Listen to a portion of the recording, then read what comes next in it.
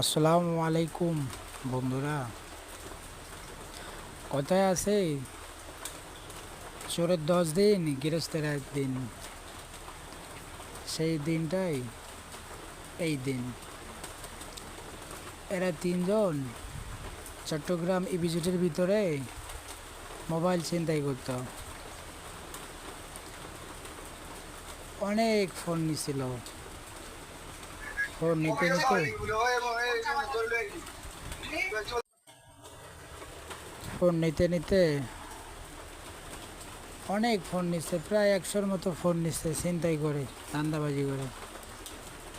হঠাৎ করে সিস্টেম করে তাদেরকে আমি ভরিয়ে দিলাম। কথায় আছে পাপ বাপেকেও ছাড়ে না, কথাটা বাস্তব। তাই এমন লোভ করা ঠিক না।